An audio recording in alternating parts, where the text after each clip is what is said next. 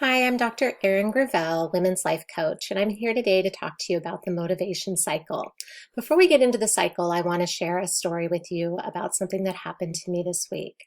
So I had created a goal for myself quite a while ago to help myself in my work that I do, and I created this goal, and it was really hard for me to meet the goal, and it was many, many years where I just couldn't seem to meet this goal.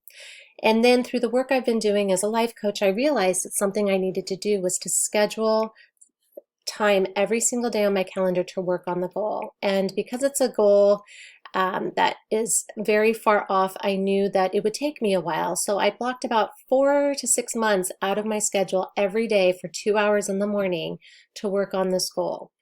And the thing that kept me going was the incentive or the idea of what it would look like when I achieved this goal. What would that mean to me in my career? How would I feel? That sense of accomplishment after working for years to kind of avoid doing this because I really just thought it was just too big of a thing to take on.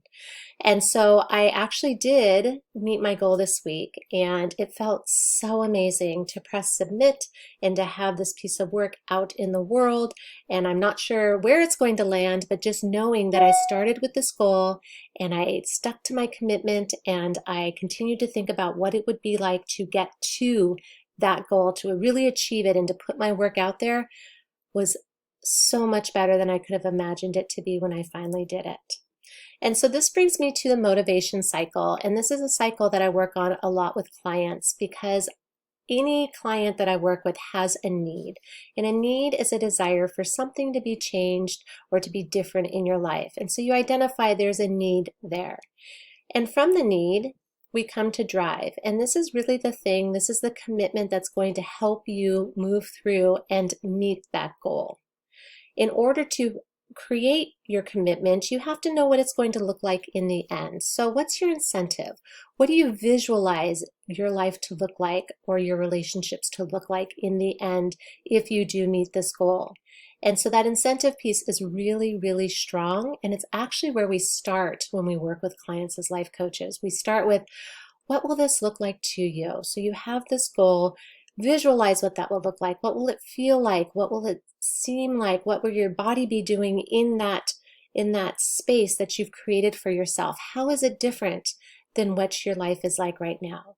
So for example, some clients come to me with a need to lose weight. So maybe their doctors have said because of health reasons they need to lose weight. So they've identified a need.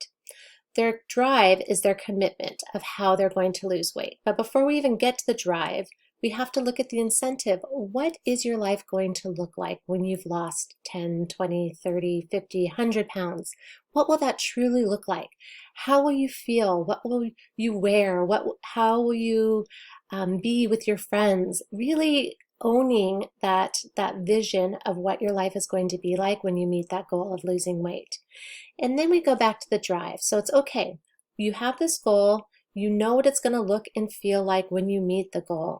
What is your commitment to that goal now? How are you going to get between that goal and that incentive from point A to point B? How are you going to get there? How long will it take?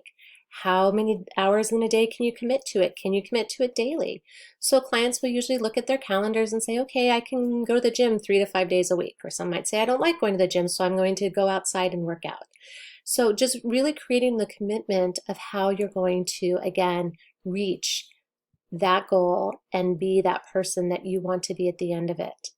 And then finally, there's the reward. You reach the goal.